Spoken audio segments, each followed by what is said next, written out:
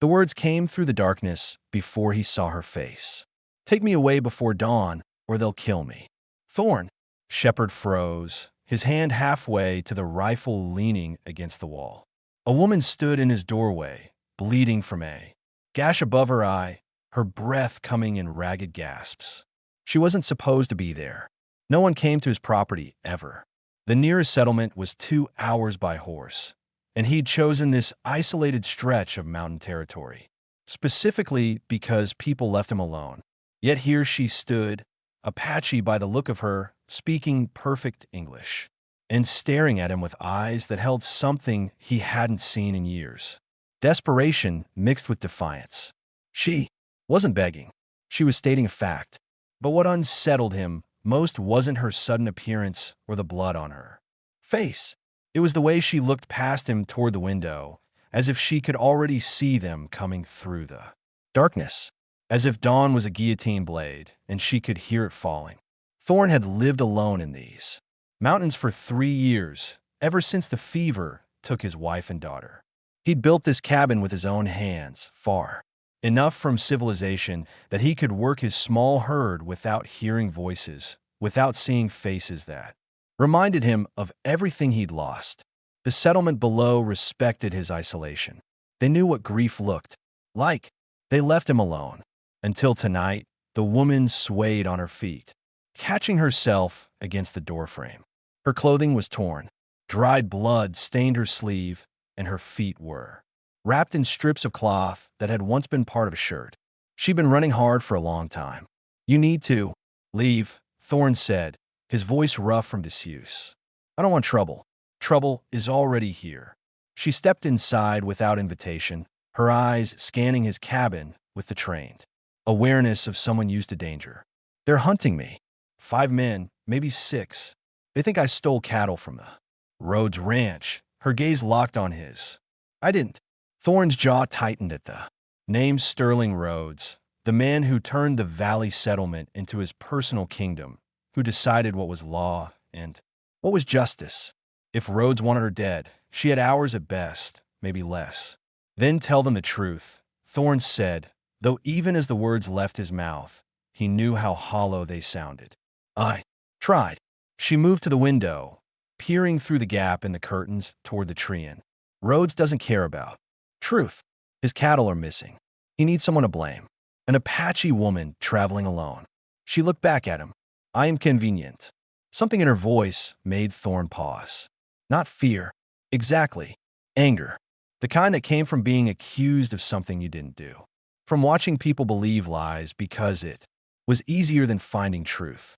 He'd felt that anger himself once a long time ago. "Why come here?" he asked. "Why not run further into the mountains?" "Because they have dogs." She turned from the window. "And horses and guns. And I've been running for 2 days without food or rest. I won't make it to dawn on my own." She paused, and for the first time, her voice softened. "You're my last chance." Thorn stared at her, weighing options that all ended badly. If he helped her, Rhodes would come for him, too. If he turned her away, she'd be dead before sunrise.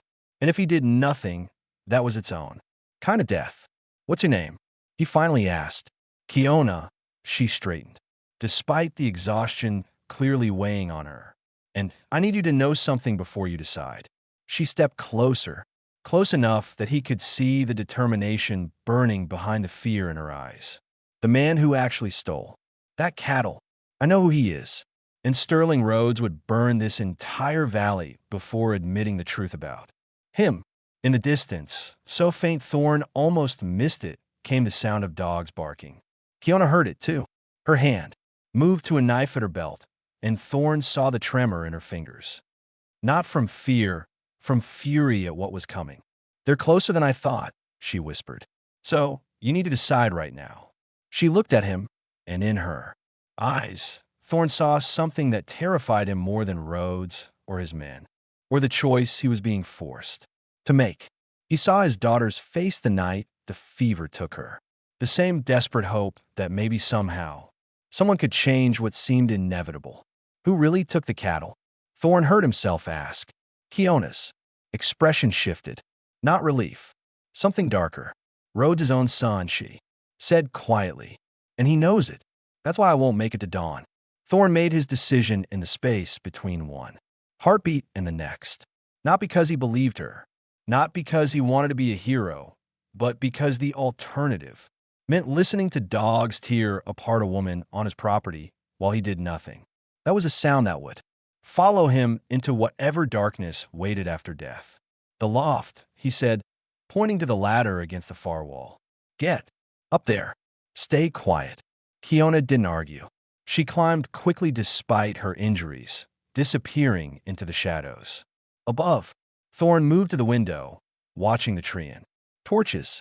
4 of them, maybe 5, moving through the darkness like angry fireflies. They'd be here in minutes. He checked his rifle, then set it back against the wall, shooting at Sterling Rhodes and his men. Would solve nothing. It would just add his name to the list of people who needed killing. The dogs reached his property first. 3 of them, lean and vicious. They circled the cabin, barking and scratching at the door. Then came the horses and the men. Sterling Rhodes sat tall in his saddle, torch held high, his face a mask of righteous fury.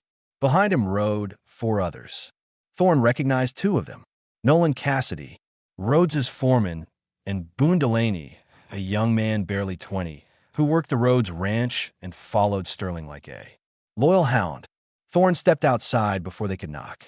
The cold night air bit at his skin. Rhodes, his voice, was steady, calm. Shepherd. Rhodes looked down at him with barely concealed contempt. You seen an Apache woman come through here? I've seen nothing but my own property for 3 years. You know that. Dogs say different. Rhodes gestured and one of the men released the animals. They surged forward, barking and clawing at Thorn's door. They tracked her right to your cabin. Thorn stood his ground. Then your dogs are wrong, or they're following old scent. Natives pass through these mountains. Doesn't mean they stop at every door. This one's different. Nolan Cassidy spoke up, his hand resting on the pistol at his hip. This one's a thief. Stole 6 head of cattle. Good breeding stock. That's a serious accusation, Thorn said carefully. You have proof? Don't need proof. Rhodes's voice went cold. We found her near the missing cattle. She ran. That's all the proof I need. Thorn met his eyes. Since when is running proof of guilt? Maybe she ran because 5 armed men were chasing her. The silence that followed was dangerous. Rhodes leaned forward in his saddle, and Thorn saw something flicker across his face. Not anger, something worse. Calculation. You protecting her, Shepherd? Rhodes asked quietly. I'm protecting common sense. Thorn replied. You want to hang someone? You better be damn sure they're guilty. Otherwise, you're just a murderer. Boone Delaney shifted uncomfortably on his horse. The young man's face was pale, his eyes darting. Between Rhodes and Thorn, there was something wrong in his expression. Fear mixed with guilt. Thorn filed that observation away. Search the cabin. Rhodes ordered. 2 men dismounted and moved toward the door. Thorn didn't stop them. Couldn't stop them. He just stood in the cold, listening to them ransack his home. Furniture scraped. Dishes shattered. They were thorough. Above them in the loft, Kiona waited in darkness. Thorn forced himself not to look up, not to give away her position. The search lasted 10 minutes. When the men emerged, they shook their heads. Nothing, one reported. No sign of her. Rhodes's jaw tightened. He stared at Thorn for a long moment, then at the cabin, then back to Thorn. Maybe she kept running, Nolan suggested. Could be miles from here by now. No. Rhodes's voice was flat. Certain. She's close. I can feel it.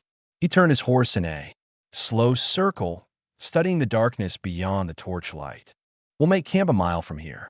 Come dawn, we spread out and search every canyon, every cave, every shadow in these mountains. He looked back at Thorn. And if I find out you lied to me, Shepherd, I'll burn this cabin to ash with you inside it. They rode off, taking their torches and dogs with them. Thorn waited until the sound of hooves faded completely before he moved. When he finally climbed the ladder to the loft, he found Kiona pressed against the wall, knife in hand. her whole body coiled like a spring, ready to snap. "They're camping nearby," he said quietly. "You heard?" She nodded, slowly lowering the knife. "Thank you for not don't thank me yet." Thorne cut her off. "That young one, Boone Delaney. He looked guilty as sin when they mentioned the cattle."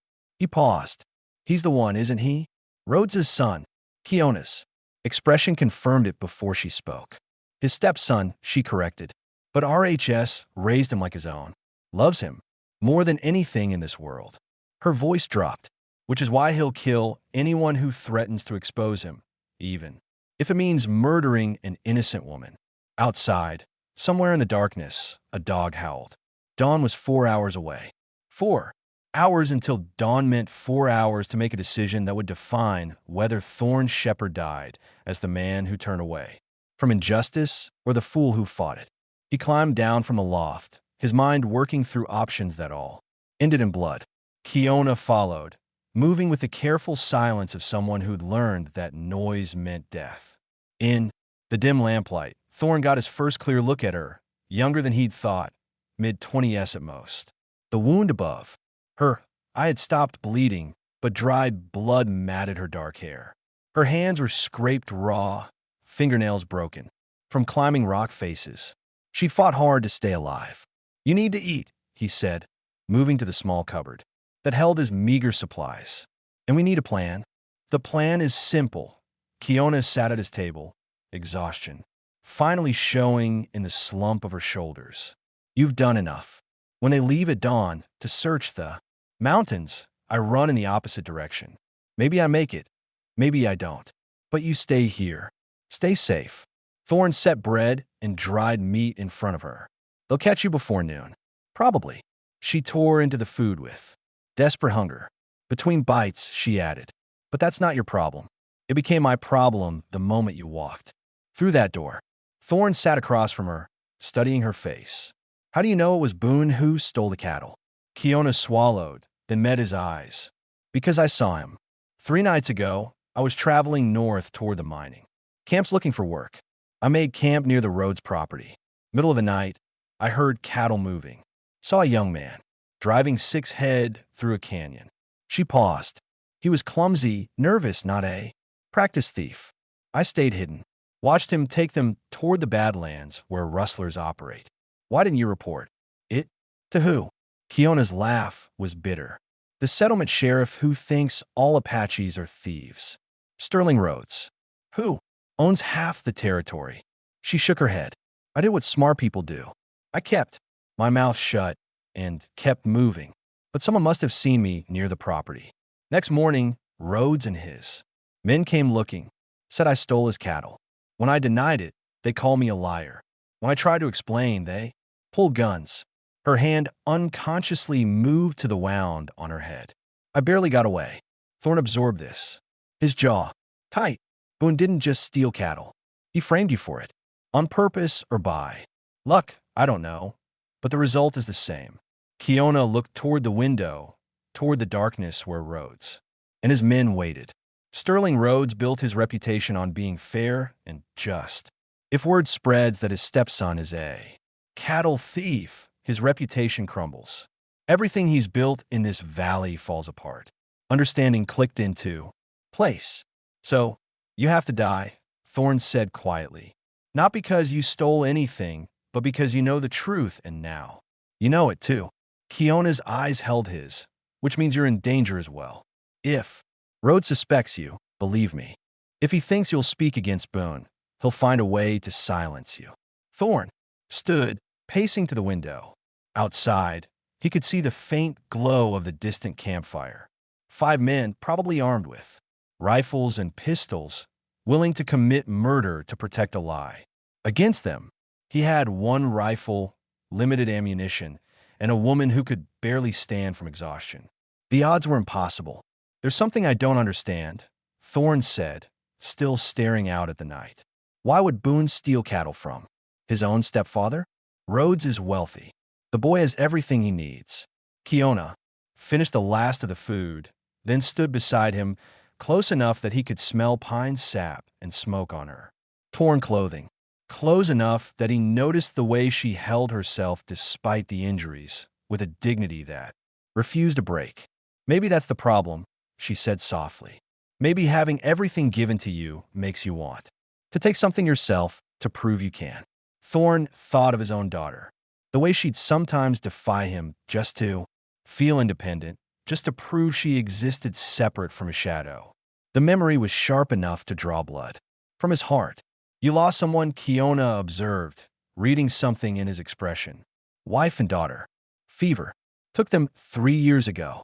The words came easier than he expected. I built this cabin because I couldn't stand to be around people anymore. Couldn't stand their pity or their attempts to help or their reminder that life goes on even when yours has ended. And now here I am, Kiona said, dragging my disaster right into your sanctuary. Yes, Thorne agreed, then added, and I'm still glad you came. Their eyes met, and something passed between them. Not attraction, exactly, recognition. Two people who'd been running from different things, who'd found themselves in the same impossible moment. Outside, one of the dogs barked, then another, then all three, their voices rising into a chorus of alarm. Thorne's blood went cold. They're not staying at the camp, he said. Something's wrong. He grabbed his rifle, moving to the window. Through the darkness, he could see torches moving, not away from his cabin, toward it fast. They're coming back, Kiona whispered. But why? They already searched. She stopped. Understanding and horror crossed her face in the same instant. The dogs found my trail. The one I left. Getting here. They're following it from the other direction. Thorne watched the torches grow closer. Watched the men spread out surrounding his cabin. This time there would be no polite questioning, no careful search. This time, Sterling Rhodes knew exactly what he'd find, and he was coming to finish what he'd started. The torches formed a circle of fire around the cabin. Thorne counted 5 points of light, which meant they'd spread out to cover every possible escape route. Smart, thorough, deadly. Get back in loft, Thorne said, his voice low and urgent. No, Kiona's hand gripped her knife. I won't hide while you. This isn't about hiding. He met her eyes. It's about making them work for it. Making them prove what they're really willing to do. She understood. If they dragged her out of the loft, if they had to search and find her, there were witnesses. Witnesses meant questions. Questions meant doubt. And doubt was the only weapon they had left. She climbed the ladder as the first fist pounded on the door. Shepard. Rhodes's voice carried the weight of certainty and rage. Open up. Now. Thorne took his time crossing the cabin. Let them wait. Let them wonder if. He was preparing for a fight. When he finally opened the door, he found Sterling Rhodes standing on his porch with a rifle pointed at his chest. The other 4 men had positioned themselves around the cabin, weapons drawn. You lied to me, Rhodes said, each word precise. Controlled. I told you I hadn't seen anyone, Thorne replied. That was true when I said it. Don't play word games. Rhodes stepped forward, forcing Thorne back into the cabin. The dog's tracked her scent right to your door, then circled around back. She came. Here. She's here now. Behind Rhodes, Nolan, Cassidy, and the other men filed. Inside, Boone Delaney lingered in the doorway, his face pale in the torchlight. The young man's hands trembled. Slightly. Guilt or fear. Maybe both. Search it again. Rhodes ordered. Every corner, every shadow. They tore through the cabin with renewed violence. Blankets ripped from the bed. Floorboards pried up. The small root cellar beneath the kitchen floor exposed and searched. They were hunting now, not investigating. The distinction mattered. Thorne stood motionless, watching them destroy 3 years of solitary peace in a matter of minutes.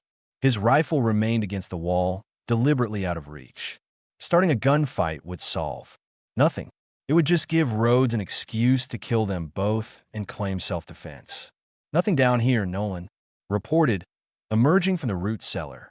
Rhodes's eyes moved upward to the loft. Up there, he said. 2 men moved toward the ladder. Thorne's heart hammered against his ribs, but he kept his face expressionless. This was the moment. Either they found Kiona or they didn't. Either way, blood would follow. Wait. The voice came from the doorway. Boone Delaney stepped into the cabin, his young face drawn with some internal struggle. Maybe we should what? Rhodes turned on him, and Thorne saw the flash of something dangerous in the older man's eyes. Go home. Let a thief escape. You want to explain to the other ranchers why we let someone who steals our livelihood just walk away? I just mean Boone's voice cracked. Maybe there's been a mistake. Maybe she didn't. There's no mistake. Rhodes cut him off with finality. Now either help or get out my way. Boone fell silent, but not before Thorne caught the look on his face. The young man knew that the woman they were hunting was innocent, knew that he was the real thief, and the weight of that knowledge was crushing him. The two men reached the loft. Thorne heard the scrape of boots on wood, heard them moving through the darkness above. Seconds stretched into hours. Then a voice called down, "Found something." Thorne's breath stopped. Rhodes moved to the base of the ladder, triumph already written on his face. But when the man descended, he wasn't dragging Kiona. He held a torn piece of cloth stained with blood. "This is fresh," the man reported. "She was here recently." Rhodes examined the fabric, then looked at Thorne with cold calculation. "Where is she?" "I don't know what you're talking about." "The blood is still wet." Rhodes held up the cloth. "She was in that loft within the last hour, which means you've been hiding her, which makes you an accomplice." The cabin fell silent except for the crackle of torches outside. Thorne knew the law. Harboring a known thief carried the same penalty as theft itself. In remote territories like this, where justice was delivered by men like Sterling Rhodes, that penalty was death. "Last chance, Shepherd." Rhodes' voice dropped to barely above a whisper. "Tell me where she went, and maybe I forget you helped her. Stay silent, and you, hang beside her." Thorne looked at the faces surrounding him. Nolan Cassidy, loyal to Rhodes above all else. The other, two ranch hands, just following orders, and Boone Delaney, standing in the doorway, trapped between truth and loyalty. "You know what I think?" Thorne said slowly. "I think you're terrified." Rhodes's face darkened. "Careful.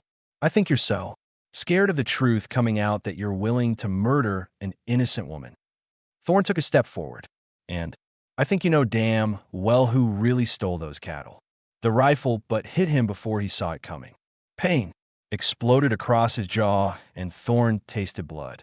He hit the floor hard, vision swimming. When he looked up, Rhodes stood over him, weapon raised for another strike. "Search the property," Rhodes ordered the others. "The woods, the shed, anywhere she could hide. And if she's not here," he looked down at Thorne, "then we'll persuade Mr. Shepherd to tell us where she ran." In the doorway, Boone Delaney turned away, unable to watch. And in that moment, Thorne knew exactly what he had to do. The unthinkable was no longer a choice. It was the only option left. Thorne pushed himself up from the floor, blood dripping from his split lip. Through the cabin window, he could see men with torches spreading out to search the property. They'd find the shed, the small corral where he kept his two horses, the woodpile, every hiding place within a 100 yards, and eventually, they'd expand their search. They'd find Kiona wherever she ran, unless he gave them something else to focus on, something bigger than a fleeing Apache woman. He gave him himself. "You want to know who took your cattle?" Thorne said, his voice steady despite the pain radiating through his jaw. "I did." The cabin went silent. Rhodes stared at him, confusion and suspicion wearing on his face. "What?" "I stole your cattle." Thorne met his eyes without flinching. Sixhead drove them into the Badlands 3 nights ago. Sold them to rustlers for $60. Rhodes's rifle lowered slightly. "You're lying. Trying to protect her." "I'm telling the truth." Thorne turned to Nolan Cassidy. "You said they found her near the missing cattle. That's because she saw me. She was camped in that canyon. Witnessed me driving them through. That's why you've been hunting her. Not because she stole anything, but because she's a witness to what I did." The logic was sound enough to plant doubt. Rhodes's eyes narrowed, studying Thorne's face for any sign of deception. "Why would you steal cattle? You have your own herd." Had Thorne kept his voice flat, convincing. "Lost most of them to disease last winter. Been barely surviving since." When I saw your cattle wandering near my property line, I took my chance. He paused, adding detail to make the lie believable. I knew you'd blame natives. Everyone always does. Figure I was safe. From somewhere outside, hidden in darkness. Thorn heard a sharp intake of breath. Kiona, she climbed out of the loft somehow, escaped through a gap in the roof boards. She was listening, and she understood what he was doing.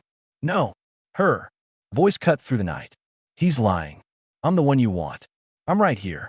She stepped into the torchlight, knife raised, her face fierce despite the exhaustion and injuries. Take me. Leave him alone. Rhodes swung his rifle toward her, but Thorn moved faster. He put himself between the weapon and Kiona, his back to her, shielding her with his own body. She's confused, Thorn said quickly. Thinks she's protecting me. But I already told you the truth. I stole your cattle. She's just a witness who happened to be in the wrong place. He's protecting me. Kiona's voice rose with desperation. I saw Boone. Enough. Thorn turned, and the look he gave her was sharp enough to cut. In his eyes, she read a clear message. Trust me, let this happen. Be silent. Her words died in her throat. She looked from Thorn to Rhodes to Boone, who stood frozen in the doorway. Guilt written across every feature. Understanding crashed over her like a wave. If she spoke the truth about Boone, they'd both die. If Thorn took the blame, at least, she'd live. You have a choice, Thorn said to Rhodes, still watching Kiona. You can waste time trying to chase down a woman through these mountains, risk losing her in the darkness, and maybe never get your justice, or you can take the man standing right in front of you, the one who actually committed the crime. Rhodes considered this. Thorn could see the calculation happening behind his eyes. A confession from a white rancher was worth 10 times more than catching an Apache woman. It would satisfy the other settlers, prove that justice was blind, make him look fair and reasonable. Where's the money? Rhodes demanded. Buried behind the shed tin box. I can show you. Rhodes gestured to Nolan. Check it. While Nolan went to search, Rhodes kept his rifle trained on Thorn. You realize what you're confessing to? What the penalty is? No. Thorn's voice was calm. But I'm tired of running for what I've done. Tired of letting innocent people suffer. For my choices? He glanced at Kiona one more time. She deserves better than being hunted for my crimes. Nolan returned carrying a tin box. He opened it, revealing $58 in mixed bills and coins. Thorn's entire savings, the life he'd scraped together over 3 years of isolation and hard work. Found it. Exactly where he said, Nolan reported. Rhodes stared at the money, then at Thorn. The evidence was damning, too. Specific to be a lie, too convenient to be anything but truth. Except it wasn't truth. It was sacrifice. Tie him up, Rhodes ordered. 2 men moved forward. With rope. Thorn didn't resist as they bound his wrists behind his back, the rope cutting into his skin. He kept his eyes on Kiona, watching her face cycle through disbelief, horror, and finally, understanding. No, she whispered. Don't do this. Tell them. There's nothing to tell. Thorn's voice was gentle. Final. Go home, wherever that is. Live your life. That's all I ask. Rhodes grabbed Thorn's arm, pulling him toward the door. As they dragged him outside, Thorn took one last look at his cabin. 3 years of peace gone in a single night. But as he looked at Kiona, standing in his doorway with tears streaming down her face, he felt something he hadn't experienced since. His daughter died. Purpose move. Rhodes shoved him forward toward the horses, toward whatever waited at dawn. Behind them, Boone Delaney watched in silence, the weight of an innocent man's sacrifice crushing down on his guilty shoulders. And in the cabin doorway, Kiona made a decision of her own. She wouldn't run, she wouldn't hide, and she wouldn't let Thorn Shepherd die for a crime he didn't commit.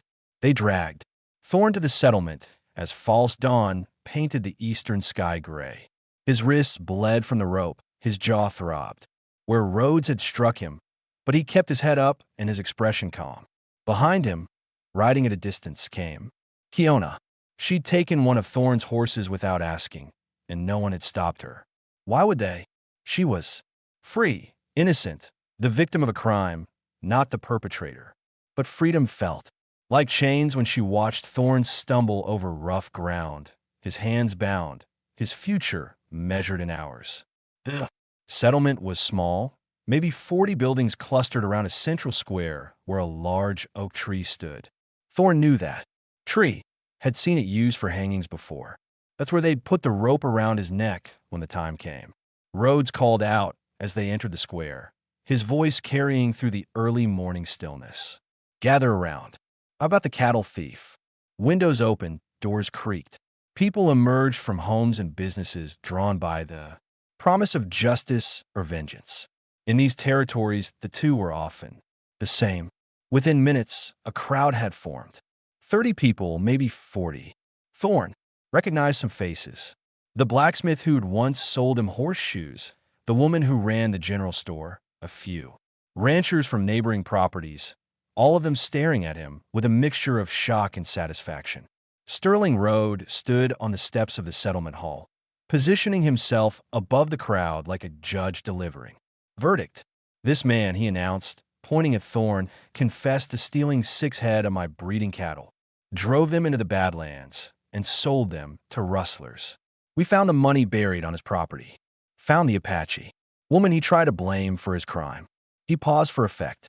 The penalty for cattle theft in this territory is death. By hanging. Does anyone object? Silence. Not because people agreed, but because no one wanted to stand against Sterling Rhodes. Thorne scanned the crowd and found Kiona at the edge, still mounted. On his horse. Their eyes met, and he saw the war happening behind her dark eyes. Rage, desperation, calculation. He shook his head slightly. Don't. Whatever. You're planning, don't. She looked away. The hanging will take place at noon. Rhodes continued. Gives everyone time to witness justice being served. To see that in this settlement, we don't tolerate thieves regardless of who they are. Noon. 6 hours. That's all the life Thorne had left. They locked him in a small storage shed behind the settlement hall. No windows, one door. A guard posted outside. The space smelled of old flour and leather. He sat on the dirt floor back against the wall and tried not to think about the rope, about the tree, about the moment when the ground would disappear beneath his feet. He thought instead of his daughter, of the way she'd laugh when he lifted her onto his shoulders, of his wife who'd once told him that the measure of a man wasn't in what he took from the world, but in what he was willing to give up. He'd given up everything for a woman he barely knew, and somehow that felt right. Outside, he heard voices, arguments. The settlement was debating his fate, even though Rhodes had already decided it. Some thought hanging was too harsh. Others demanded it be done immediately. A few questioned the confession itself. Shepard never seemed like a thief, someone said. Kept to himself, worked hard. That's exactly what makes him dangerous. Another voice countered. The quiet ones. You never see them coming. Time passed. Thorne had no way to measure it except by the changing angle of light under the door. Morning became mid-morning. The heat built. Sweat ran down his back. Then the door opened. Kiona stepped inside quickly, closing it behind her. The guard outside said nothing. She must have bribed him or convinced him somehow. I'm getting you out, she whispered urgently. No. Thorne's voice was firm. This is done. You're safe. That's what matters. Safe. Anger flashed across her face. You think I can be safe knowing you died for something you didn't do? Knowing I ran away while an innocent man hanged? She knelt in front of him. I won't let that happen. You don't have a choice. There's always a choice. Her eyes burned with determination. Boone Delaney is out there right now, looking like death itself. The guilt is eating him alive. I saw him vomiting behind the general store. Saw the way he can't meet anyone's eyes. She gripped Thorne's shoulders. He wants to confess. I can see it in every movement he makes. He's just terrified of what his stepfather will do. Rhodes will never let him. Thorne said, then I'll make him confess in front of so many witnesses that Rhodes can't stop it. Kiona stood. I didn't ask you to die for me. and I won't accept that sacrifice. Kiona, my mother once told me that debts of blood can only be paid in action. She moved toward the door. You gave me my life. Now I'm going to give you yours. She slipped out before Thorn could stop her. The door closed, leaving him alone in the darkness with a terrible certainty growing in his chest. Whatever Kiona was planning, it would either save them both or condemn her to hang beside him. And there wasn't a damn thing he could do to stop her. Kiona found Boone Delaney behind the livery stable, sitting on a water trough with his head in his hands. He looked younger than his 20 years, fragile, like a strong wind. Might break him apart. She approached slowly, her hand away from the knife at her belt. He wasn't her enemy. Not really. Just a coward who'd made a terrible choice and now lacked the courage to unmake it. You can't sleep, she said. Not a question, a statement. Boone's head snapped up. His eyes were red-rimmed, his face gray. Leave me alone. Can't eat either. I saw you try. At the general store. Saw you run outside to be sick. Kiona sat on the trough beside him, keeping distance between them, but close enough to speak quietly. The guilt is destroying you. You don't know anything about me. I know. You stole 6 cattle 3 nights ago. I know you drove them through the canyon toward the Badlands. I know you saw me, watching from my camp, and decided to let your stepfather believe I was the thief. She kept her voice level, factual, and I know that right now an innocent man is going to hang for your crime. Boone stood abruptly, his hands shaking. He confessed. He said he did it. We both know that's a lie. Kiona stood too, facing him. He's protecting me. And by staying silent, you're murdering him. I didn't ask him to confess. Boone's voice broke. I didn't want any of this. Then stop it. She stepped closer. Tell the truth right now before it's too late. I can't. The words came out as barely a whisper. My stepfather, if he finds out what I did, everything he's built, his reputation, his standing in this territory, it'll all collapse. He'll never forgive me. So Thorn Shepherd should die instead. Kiona's voice hardened. A man who lost his wife and daughter to fever. A man who lived alone for 3 years because the grief was too heavy to share.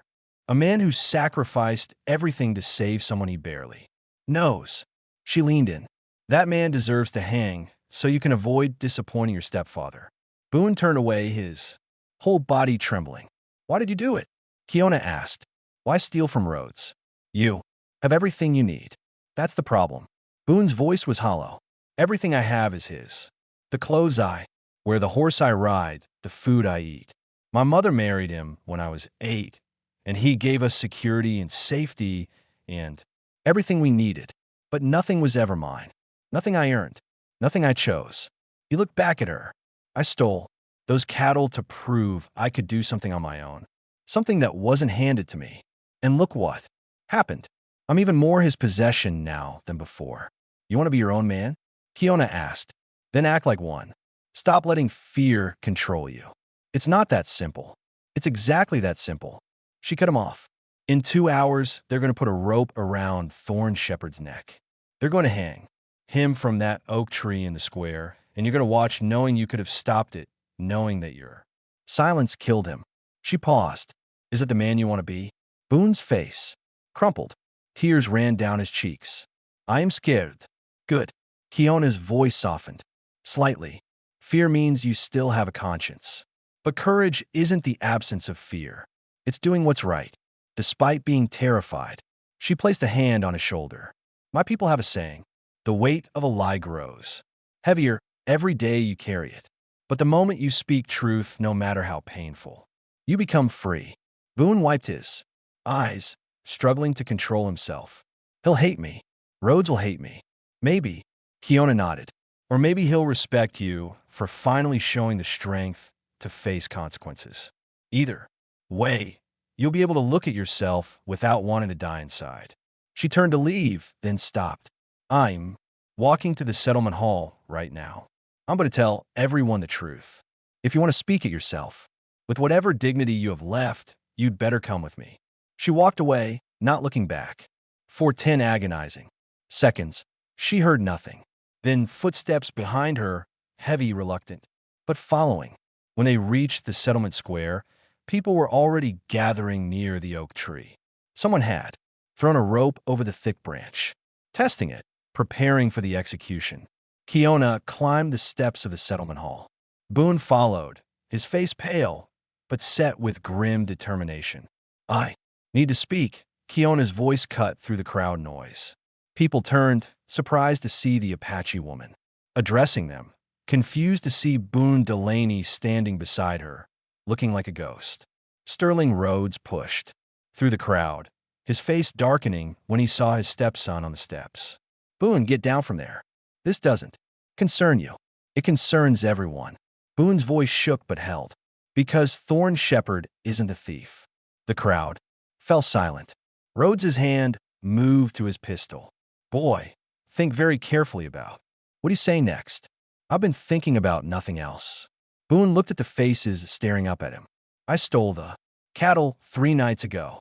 I drove them into the Badlands and sold them. He gestured to Kiona. She saw me do it. She's innocent. Shepard is innocent. I'm the one who should be in that shed. The crowd erupted in shocked voices. Rhodes stood frozen, his face cycling through disbelief, rage, and something deeper. Betrayal. He's lying, RH said loudly. The boy is confused, trying to save a guilty man. I'm telling the truth. Boone's voice strengthened. And you know it. You've known it since the beginning. He looked at his stepfather. That's why you were so desperate to kill her. Because she was a witness. Because she could destroy everything. Rhodes's hand tightened on his pistol. And in that moment, Kiona saw a man capable of anything to protect his image, even murder, even killing his own stepson. Sterling Rhodes's hand closed around the pistol grip. The square fell silent. Every person holding their breath. He could shoot Boone right there on the steps, claimed the boy had lost his mind. Convince people it was mercy. But before the weapon cleared the holster, Nolan Cassid's hand clamped down on Rhodes's wrist. Don't. The foreman's voice was low but firm. Too many witnesses. Too much truth already spoken. Rhodes turned on him, fury blazing in his eyes. Let go of me. No, sir. Nolan didn't release his grip. I've followed you for 15 years, trusted your judgment. But this, he looked at Boone, then at the crowd. This is wrong, and you know it. Other voices rose from the crowd. The boy confessed. Shepard's innocent. Release him. The blacksmith pushed forward. A heavy man with arms like tree trunks. Someone get Shepard out of that shed. Now, 3 men ran toward the storage building. Rhodes stood frozen, watching his control crumble. Everything he'd built over decades was collapsing because his stepson had finally found the courage to speak truth. The door to the shed burst open. Thorne emerged, squinting in the bright sunlight, hands still bound. When he saw the crowd, saw Boone on the steps with Kiona beside him, understanding flooded his face. What happened? He asked as someone cut the ropes from his wrists. Justice, Kiona said simply.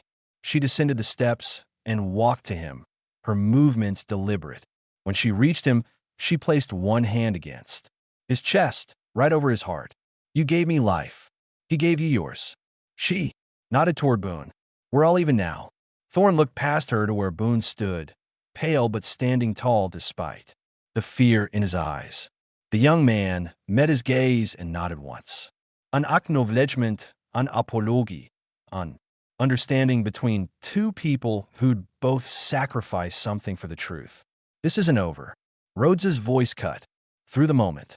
He'd finally drawn his pistol, but now he aimed it at no one. Just held it. A desperate man, clinging to the last fragment of his authority.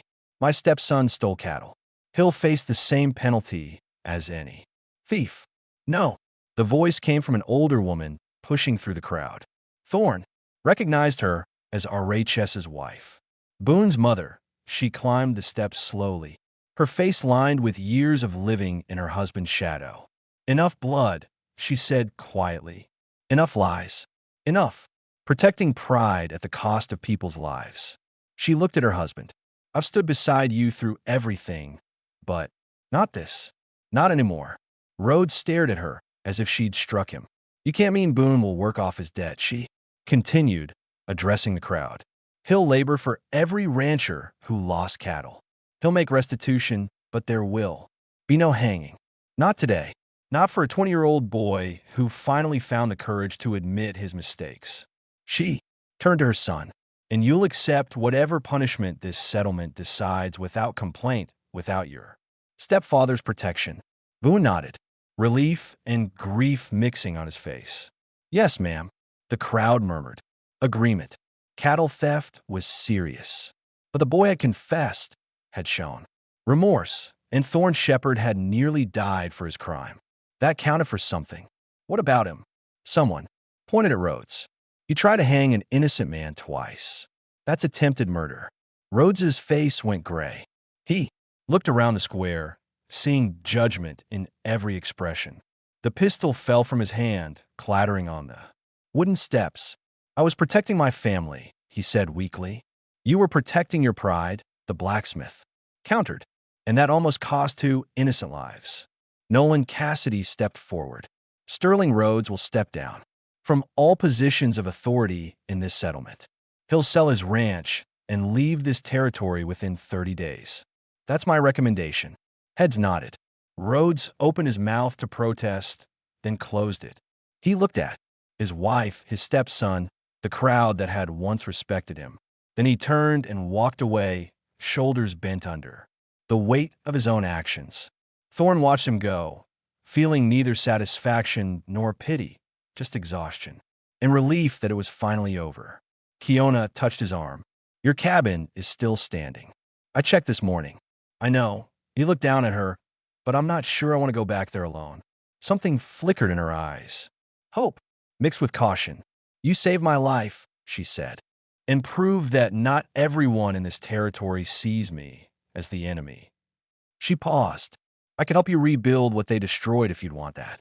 Thorne thought about 3 years of isolation, 3 years of running from grief instead of facing it, 3 years of existing instead of living. I'd want that, he said.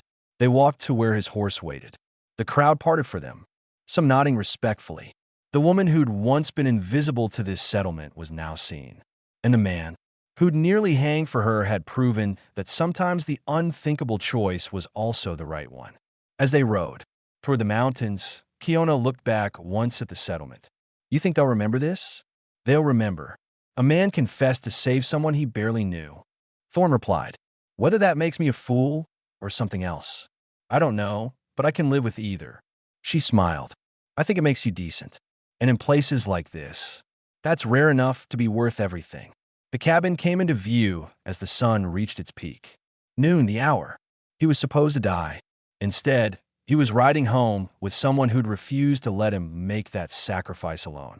Not a miracle, just 2 people choosing courage over fear, truth over lies, and, somehow against all odds, finding a reason to keep living in the process. If you enjoyed this story, click the video on your screen now to discover another tale where one decision changes everything in the untamed territory. Don't forget to subscribe and consider leaving a super chat to support us in bringing you more stories like these. Your support means the world to us.